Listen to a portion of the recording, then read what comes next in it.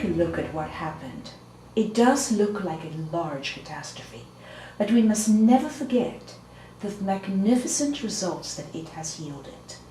Number one, it has created unique and exquisite creations spanning the cosmos. From the most beautiful, pristine little field flower, to the squirrel in the tree, to the mighty, mighty whales in the oceans, to the magnificent creation, humanity, and on to all the other creations, we have indeed accomplished a great deal. We were conceived of in the dream, but we would never have been conceived of because nothing separate, nothing to relate to, could ever have been conceived of in the formless space where the infinites, masculine and feminine, dwelt as a divine hermaphrodite in absolute union. In addition to this, there has been born polarity. Polarity was the fracturing and fracturing and fracturing, the separation and separation of the infinite's being. Every feminine has within it a masculine pole. It is from this that the masculine was created within the cosmos. So the masculine could be studied, the feminine could be studied, and enormous experiential knowledge was gained by separating out the threads of the infinite's being instead of looking only at the whole tapestry. Now, it is true that when one is in a wall of mirrors, in a chrysalis of your own making, through your belief systems, you are in fact in identity consciousness. What we have described here as this massive cataclysmic event inside the infinite's being is a being that is tumbling down into identity consciousness. Most people in the street live in identity consciousness. They identify with their emotions, with their mind, and with their body. And that is identity consciousness. The Infinite Mother could see nothing outside of the mirror. For all she knew, it had ceased to exist after the cataclysm happened. She identified only with the space inside the mirrors. When she withdrew from the mirror as something foreign to the center of her prison, becoming dense enough to take on a form, she nevertheless, then as she went into the mirror, started to identify not just with the sphere of mirror space, but with the form itself. Deeper and deeper she became steeped into identity consciousness. Now, let's look at some other good things that have happened. To be in identity consciousness allows us to examine the threads of existence. We see only the small perspective. It is as though someone has placed blinders on either side of our head, and all we can see is the myopic vision of what is right before us. This happened, but you will see subsequently that something magnificent came of it. When the Infinite Mother herself started to create form for herself, the form gave rise to other forms, and beauty and grace and elegance in creations became part of her being. To design something such as form creates an adventure.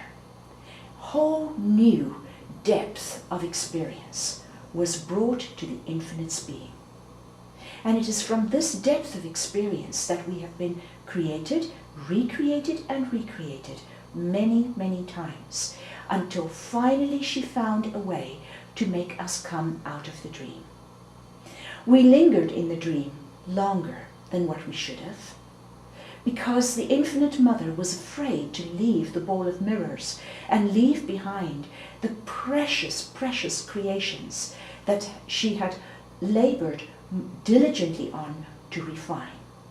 What do I mean by labored diligently on?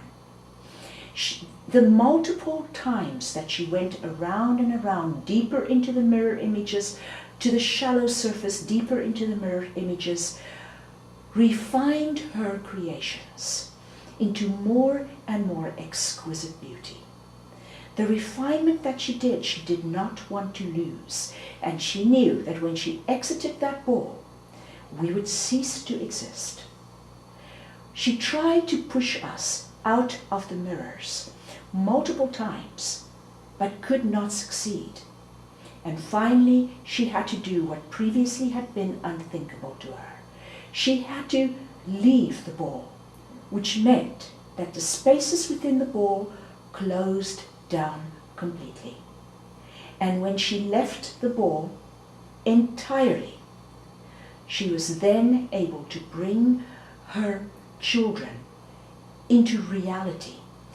But before she did that, she brought them out of the mirror. And she had to close the mirror down, recreate her children, but they were still part of the dream.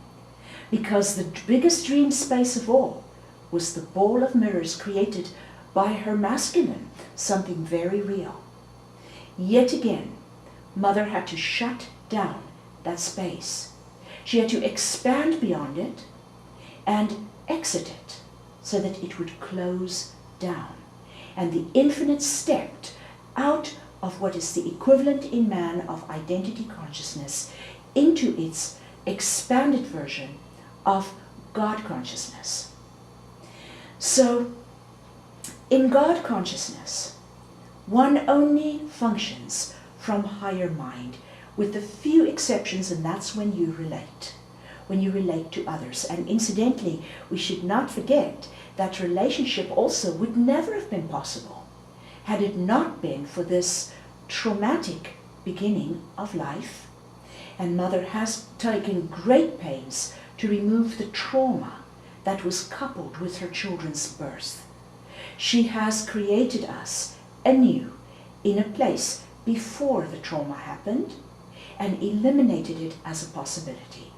So she has changed the past.